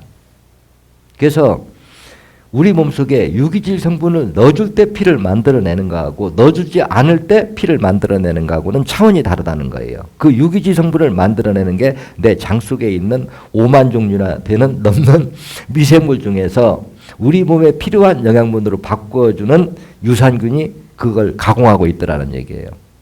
이해됩니까? 그래서 이런 논리에 의해서 이제 문제는 여기까지 공부가 정리되다 보니까 뭐가 문제냐. 신장과 간 기능이 떨어지면 밤이고 낮이고 어혈이 만들어지는 속도가 빼는 양보다 많아버리면 병을 고칠 수가 없어요. 그럼 만들어지는 것보다 빼내는 양이 더 많아야 병이 악화되는 걸 따라잡을 수가 있는데 문제는 뭐냐. 정상적으로 부작용이 없이 치료하려고 하면 2번, 3번을 사열해서 장 속에 식중독균을 없어지고 유산균을 늘려야 되는데 2번, 3번을 빼려고 해도 이게 5, 6개월을 빼야 돼요. 또 심장마비로 당장 죽으려고 하는 사람은 5번, 30번, 8번을 빼야 이 병을 치료할 수 있는데 거기를 빼면 피부족이 와서 왜 장 속에 유산균 없고 식중독균만 있으니까 이런 걸 빼내면 피부족이 감당이 안 되는 거예요. 이걸 해결한 걸 우리 공장에서 그 일을 내가 전 세계에다 지금 해주고 있는 거죠. 그래도 실질적으로 내가 이런 원리에 의해서 피가 만들어지는 원리나 이 원리에 의해서 세포 분열을 시켜서 해보니까 저는 병 못 고치는 거, 저는 협심증 환자, 요즘 우리 주변에 보면은 여러분들 자폐증이 여러분 치료된다? 미친병이 치료된다? 여러분 이해 가요, 못 가요? 이해 안 되죠? 근데 자폐증도 15세 미만이면 내가 10명 손대면 7명은 정상으로 돌릴 수 있다. 치매? 또 예전에 내가 환자들 치료할 때 그 당시 우울증 환자를 치료하면 우울증 환자만 계속 와요. 이게 환자들이 끼리끼리 모이는 게 있더라고요. 근데 내가 옛날에 한 25년, 27년 전에 환자를 직접 치료할 때 두통 환자 단 한 건도 완치 못 치게 본 사례 없습니다. 생리통 단 한 건도 완치 못 치게 본 사례 없어요.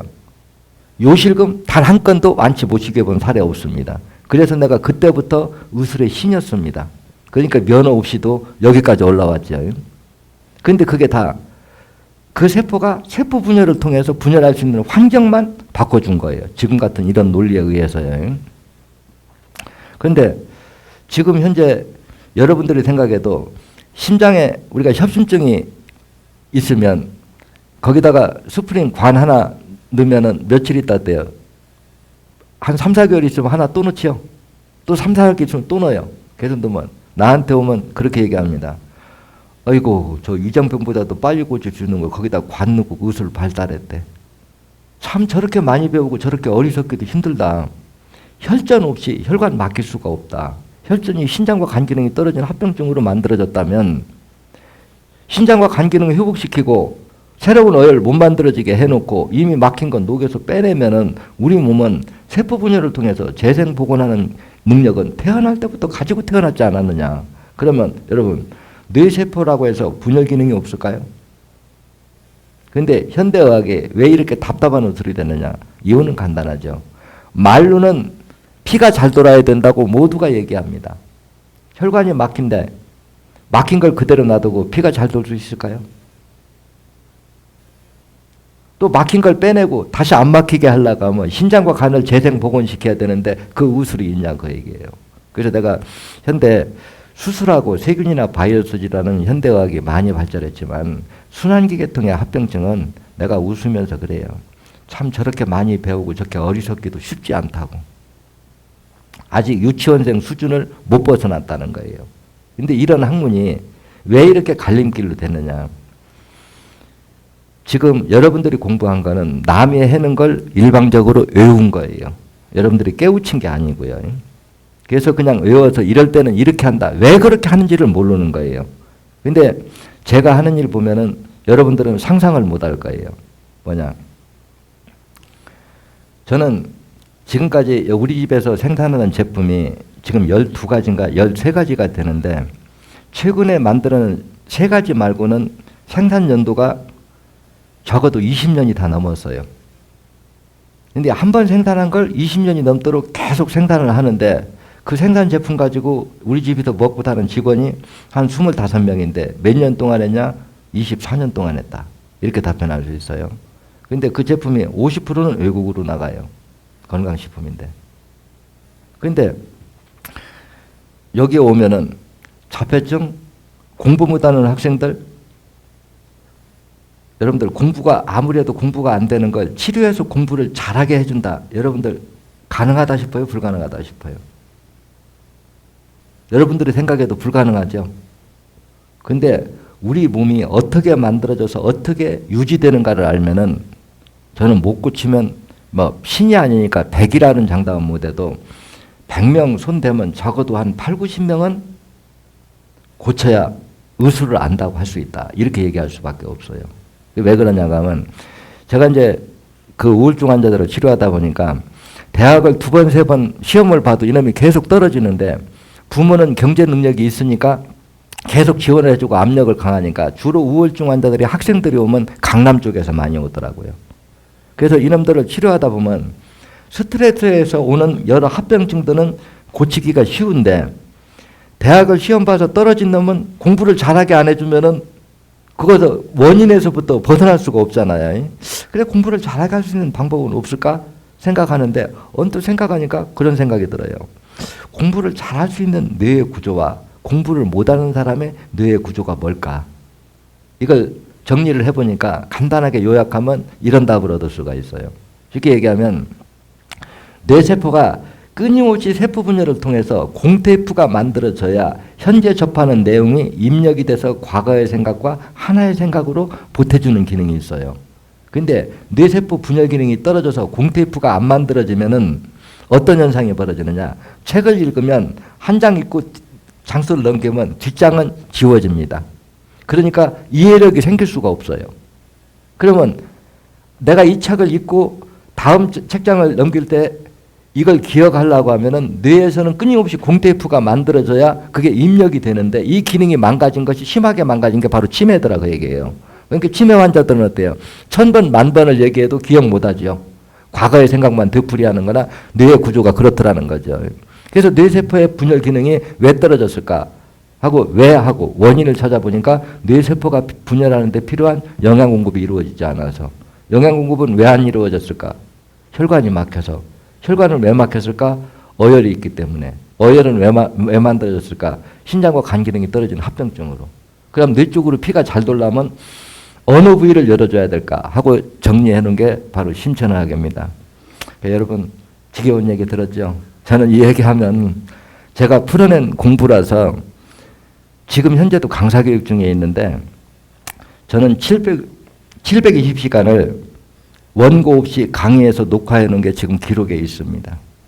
바로 제가 지금 여러분들, 그래서 저는 모든 생명체, 식물이든 동물이든 곤충이든 그 생명체가 어떻게 태어나서 왜 그런 모양을 가졌으며 식물이 어떤 독성을 가지고 있으면 그 독성은 어디다 쓰기 위해서 만들었으며 그 성분이 우리 인체에 들어오면 왜 양리기능이 일어나는가, 또 그 식물이, 동물이 그 성분은 어떻게 만들었는가, 이걸 공부하는 사람이기 때문에 그 내용이 참 방대해요. 근데 이거를 여러분들이 1시간 만에 설명을 제가 하려고 하니까 무리지요. 좀 도움은 됐습니까? 네, 그러면 제가 본 강의는 이것으로 마치기로 하고 궁금한 점 질문 딱 한두 번만 받고 마치기로 할게요.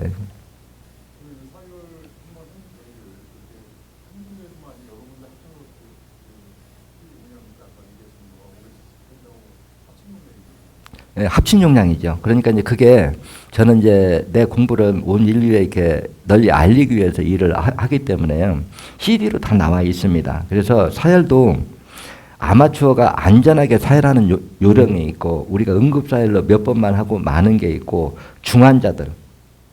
저는 환자 말기암으로 항암치료 한 사람들 외에 병 못 고치는 거 이해 못 하거든요.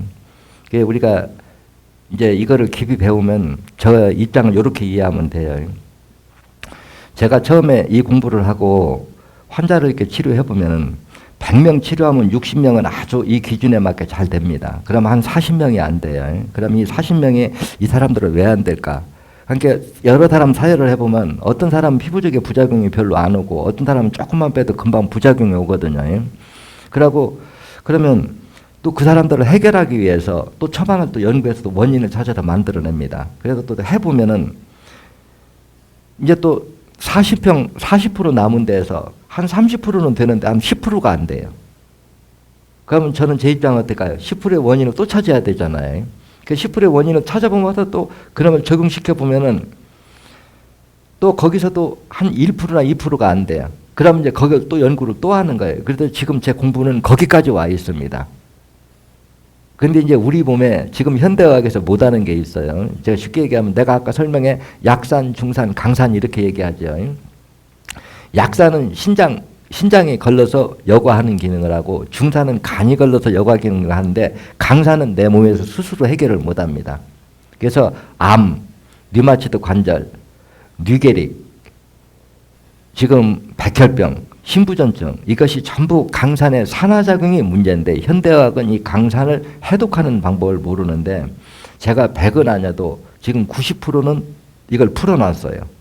그러니까 이 꼴짝에 있어도 여기서 직원들 그렇게 많이 봉급 줘가면서 유지하고 있는 거죠. 그래서 저는 여러분들이 약을 공부하면 이런 말씀을 드리고 싶어요. 마지막에 정리하면서 우리가 어떤 약의 원리라고 하는 게 이런 게 있습니다. 우리가 지금 혈압이 높아요. 아니면 고열이 납니다. 이 두 가지만 정리해 줄게요. 혈압이 높으면 심장이 빨리 뛰기 때문에 혈압이 높아요. 그러니까 통계적으로 보면 그러면 심장이 빨리 뛰고 늦게 뛰고는 혈액 속에 무엇이 결정할 것 같은가요? 산소 포화도가 결정합니다. 산소가 부족할수록 심장이 빨리 뛴다는 거예요. 그러면 산소가 부족해진 직접 원인은 산도가 높았어요. 그러면 산도가 높으면 이 산을 해독해서 혈액 속의 산소 포화도를 높여주면은 심장은 다시 천천히 뛸까요? 안 뛸까요? 뛰지요. 그러면 양리 기능이 이 강산을 해독해서 혈액 속의 산소 포화도를 높여주는 양리 기능으로도 혈압을 잡을 수가 있고 심장을 일방적으로 마취를 해서 천천히 뛰게 해도 혈압을 떨어뜨릴 수가 있어요. 그리고 또 어떤 기능이 있느냐. 외부에서 세균이나 바이러스가 우리 몸에 침투하면 항체와 싸움을 하게 되면 우리가 고열이 발생합니다. 그러면 이걸 해열을 시키기 위해서 항생제나 스테로이드 호르몬제를 써서 외부에서 들어온 세균이나 바이러스를 죽여도 열이 떨어집니다. 그런데 우리 몸의 면역 기능이 외부에서 들어온 세균이나 바이러스를 우리 몸의 항체가 왜 못 잡아먹었을까요? 따지면 원인은 면역 기능이 떨어져서 면역 기능이 힘을 못 쓰게 된 직접 원인은 뭘까요? 산소 부족이 원인이고 산소 부족의 직접 원인은 산도가 높은 게 원인이고 산도가 높아진 원인은 신장과 간이 피를 맑게 여과하는 기능이 떨어진 게 원인인 게 이게 생리치의 질병이 진행되는 과정이거든요. 현대의학은 이 생리치를 아직 모르고 있습니다. 근데 여러분들은 지금 쓰는 약들은 뭐냐고 하면 세균이나 바이러스가 들어와서 우리가 열이 나면 그걸 죽이는 약을 지금 쓰고 있는 거예요. 그러면 내가 처방하는 건 뭐냐? 강산을 해독해서 피가 맑아짐으로써 혈액 속의 산소 포화도가 높아지게 해서 면역 기능 스스로 우리 몸에 항체 떨어 의비하던 세균이나 바이러스를 잡아먹게 하는 양리 기능이다 보니까 달라요. 그래서 내가 약을 공부하려고 하면 내가 쓰는 약이 이게 인체에 들어가서 어떤 양리작용을 하는가. 그래서 저는 이 부분에 대해서 국제학술대회에 가서 얘기해도 모두가 공감받는 내용입니다.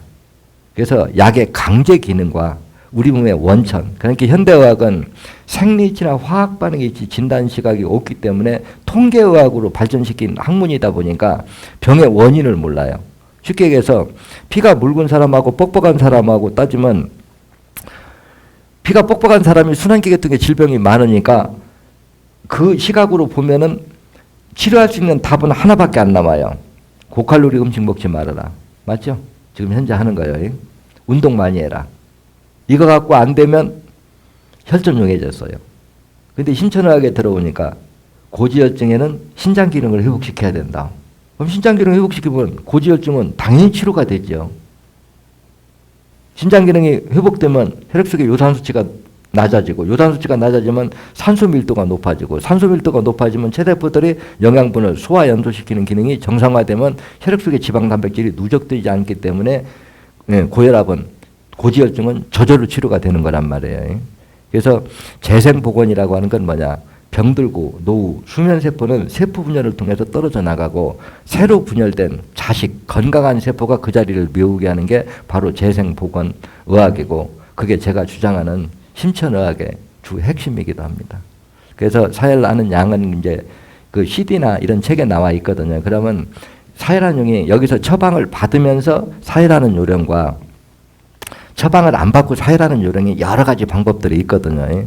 그래서 그 내용들은 인터넷에 그 영상 갤러리에 들어가면 거기 못된 놈 내용도 많이 들어있지만 그 못된 놈들이 하는 내용은 쉽게 얘기하면요. 나한테 배워갖고 나가서 나하고 똑같은 일 한다고 지가 안 되니까 나 공격하는 사람들 별로 귀 기울일 내용들 아니에요. 그래서 여러분들도 이 공부를 배워보시면 여러분들 건강 지키는지도 좋고 현재 기존에 있던 약들도 응급약으로 돈은 얼마든지 필요하거든요. 쉽게 해서 우리 몸이 치료가 되려고 하면 세포 분열을 통해서 노후 세포는 떨어져 나가고 새로운 세포가 분열되기 전까지는 면역 기능이 떨어지면 항생제도 써야 되고 당장 살아야 되니까요. 그래서 응급처치 약으로서는 기존의 약들이 필요하지만 완전히 완치를 위해서는 지금 여러분들이 사용하고 있는 약은 치료제라고 볼 수는 없어요.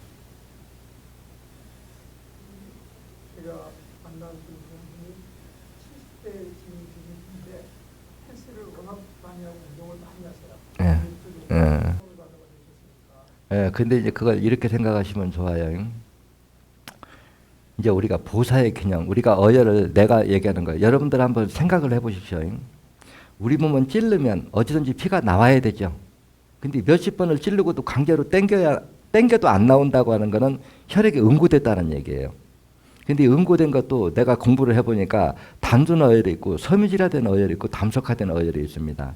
그러면 우리가 생혈은 피가 돌면서 영양 공급, 산소 공급을 해주는 게 생혈이고 내가 어혈이라고 하는 건 하수도 찌꺼기처럼 혈관에 막혀서 움직이지 않는 찌꺼기를 빼는 거거든요. 근데 문제는 뭐냐? 내 몸속에서 어혈을 300cc를 빼면은 300cc의 빈 공간이 생깁니다. 맞죠? 그래서 내가 이 비율을 이러거든요. 우리가 커피를 한 잔 놓고 커피를 2숟갈 떠먹고 맹물을 2숟갈 부수면 커피의 농도가 묽어질까요? 안 묽어질까요? 당연히 묽어지겠죠. 그러면 2숟갈 떠먹은 만큼 커피 조금, 프리만 조금, 설탕 조금을 더 넣어준다고 하면 어떻게 될까요? 당연히 원상되겠죠. 우리 몸도 이걸 전문으로 배워서 하는 사람은 어혈을 300cc를 빼내면 영양분, 철분, 염분 3대 요소를 어혈을 빼낸 양만큼 넣어줄 때 이 부작용이 안 나는 거지. 그냥 남이 빼니까 좋아지니까 나도 빼면 좋아지겠지. 이 공부가 아니죠. 그래서 저는 이 심천의학을 이해하면 이렇게 이해하라고 그러거든요. 이 공부를 내가 하게 된 동기는 현대의학 가지고는 도저히 치유할 수 없는 병을 고치기 위해서 이 방법을 연구했어요. 여러분들이 들어봐도 주먹구구식은 아니죠. 만약에 이게 치료 효능이 그렇게 없다고 하면 내가 이 자리 못 쓰거든요. 내가 시키는 대로, 그런 얘기를 해요. 내가 시키는 대로 하면 심천의학이고 자기 맘대로 하면 사혈했다고 내우술이라고 하지 말아라. 그 여기에 오면 나이가 8, 90대가 돼도 내가 시키는 대로 하면 일주일 간격으로 300, 500을 1년 동안 빼도 부작용이 안 납니다. 근데 빼기만 빼고 피가 만들어지는 데 필요한 영양분을 넣어주지 않으면 그 부작용이 오는 건 당연한 거죠. 그럼 그 공부를 지금까지 한 사람이 있냐 그 얘기예요.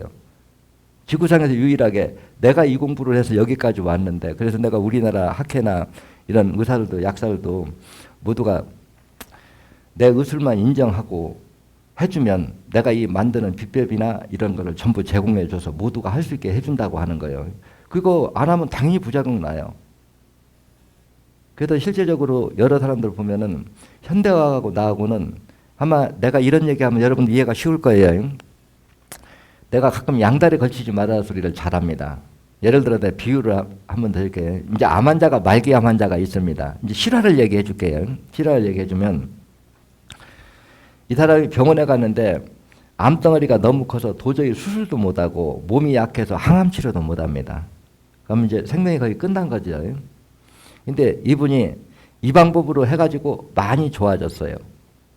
많이 좋아졌는데 많이 좋아지고 나니까 생각이 어떻게 바뀌느냐. 아, 내가 사혈을 하니까 기운이 많이 떨어지게 되니까 잘 먹어야지. 잘 먹으면 영양 칼로리를 높은 걸 먹어야 된다 생각을 하거든요. 그래서 생선회나 고등어 같은 거를, 육회나 생선회를 많이 먹었어요. 여기서는 사혈하는데 그걸 금물입니다. 내가 못 먹게 하는 거예요. 근데 그걸 먹으면 모든 증세가 순간적으로 악화돼요. 그래서 내가 쥐약이나 마찬가지다 그러거든요. 근데 기존에 있는 지식 가지고는 생선회나 육회가 칼로리가 높으니까 우리가 사혈을 하면 그런 거를 먹는 게 영양 보충이 될 거다 생각하는데 오히려 나는 그거를 반대라고 생각한단 말이에요. 그래서 이제 왜 그러냐고 하면은 사람들이 그냥 잘 먹으면 피가 만들어지는 줄 아는데 소화의 원리가 있습니다. 뭐가 있는 거 아님? 영양분이 미생물이 갉아먹는 거는 거름 뜨는 걸 연상하면은 같이 이해하면 돼요. 우리가 거름을 뜰 적에 지수가스가 엄청 많이 나오죠.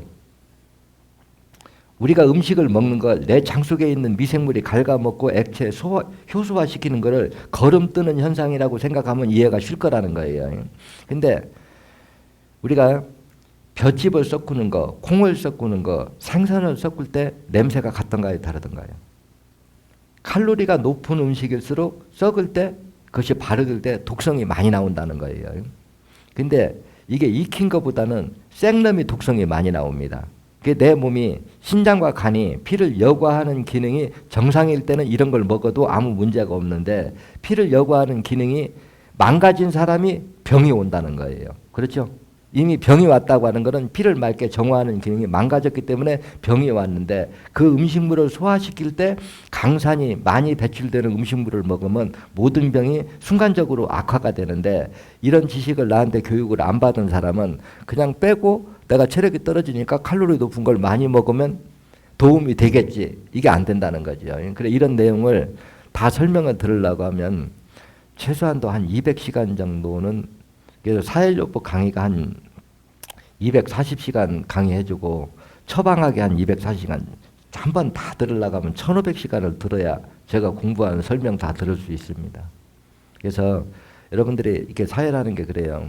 책 보고 어깨너머로 배워서 이렇게 하는 것들이 피부족이 오기 전까지는 기존 학문하고는 월등하게 효과가 좋게 나타나는데 일단 피부족이 오면 그러니까 내가 사혈요법도 배우면 이렇게 설명해 주거든요. 어디 아플 때 어디를 빼야 된다는 건 배울 필요 없다. 왜? 논문에, 책에, 영상에, 비디오 CF로 다 나와 있다.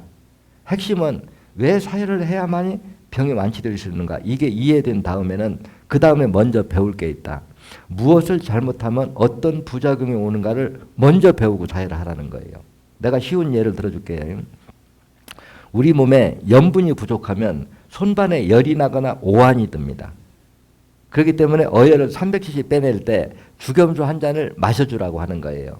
그래 이 교육을 배운 사람이 사열을 하다가 갑자기 몸이 으실으실하게 추면은 여러분들 머릿속에 뭐가 떠오를까요? 아, 내가 사열하고 죽염수 안 마셨지. 죽염수 한 잔 마시면 그 현상 없어져요. 이런 부작용이 나지 말라고 어혈을 300cc 빼면 죽염수 한 잔을 먹어라. 이렇게 기준량이 정해져 있는 거예요. 그 다음에 철분과 영양분이 부족하면 팔다리 힘이 빠지고 몸이 붓습니다. 그리고 가슴이 두근거리고 귀에서 북치는 소리가 나요.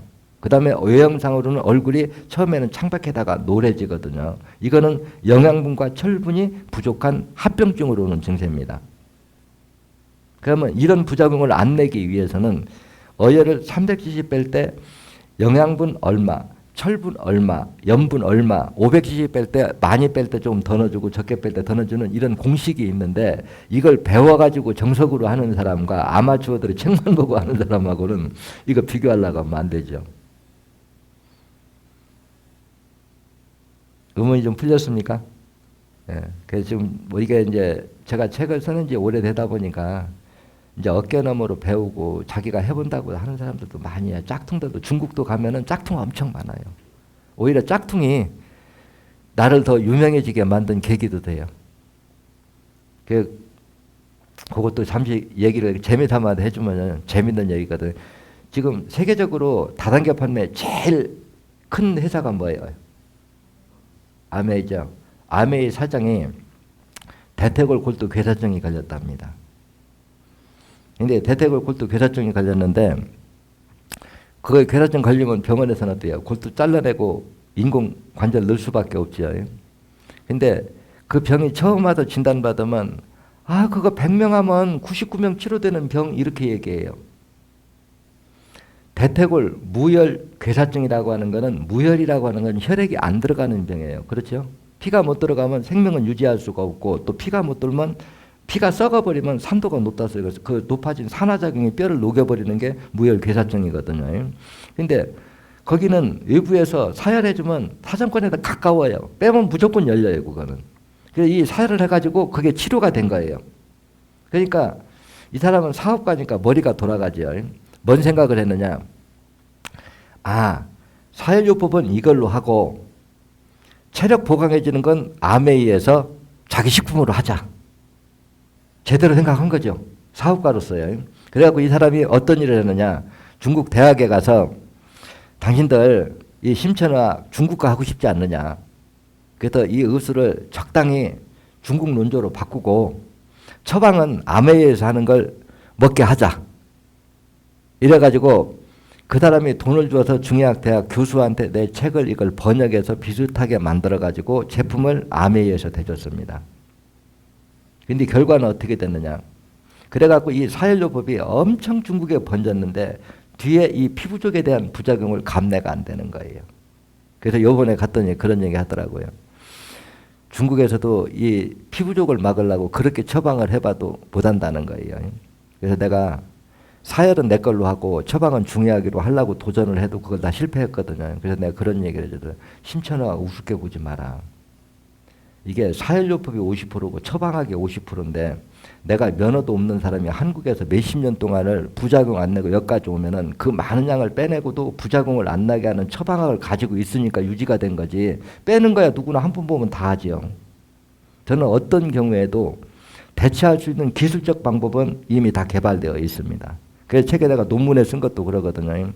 이 사열 1년 열심히 하려면 1,500만 원, 2,000만 원 들어가야 합니다. 그렇게 하면 부작용 안 나요.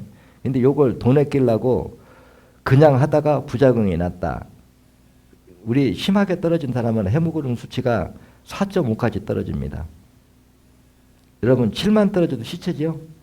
근데 4.5 떨어져도 걸어 다니고 일상적인 행동을 해요. 왜 그러느냐가 하면 헤모글로빈 수치가 많이 떨어져도 피길이 열려버리면 1분에 피가 한 바퀴 도는 거하고 두 바퀴 도는 거하고는 산소 운반 능력이 다르기 때문에 그렇거든요. 근데 이런 사람들은 힘들어요. 힘도 빠지고 숨도 가쁘고. 근데 이 정도 떨어져도 헤모글로빈 수치를 다시 올릴 수 있는 기술적 방법은 내가 가지고 있어요. 단 돈이 3배 들어가야 돼요. 그래서 저는 이제 현대의학으로 도저히 못 고치는 병을 고치기 위해서 지금까지 연구를 이렇게 해갖고 여기까지 왔기 때문에 웬만한 거 내가 고치려고 맘만 먹는다고. 그러니까 내가 그런 얘기 하거든요. 나한테 돈 얘기하지 말고 병만 고쳐달라고 하면 내가 두려운 병 1000명 데려다 놓으면 적어도 970명은 내가 완치시킬 거다 그래요. 지금까지 그걸 해왔기 때문에 이 자리 유지하고 있는 거고요. 그런데 그게 원리는 뭐냐? 병들고 노후세포는 세포 분열을 통해서 떨어져 나가고 새로 분열된 세포가 그 자리를 메우게 해주는 거. 노인은 죽고 자식이 그 자리를 메우는 방법이죠. 좀 이해됐습니까? 예. 그럼 오늘 강의는 이것으로 마치겠습니다.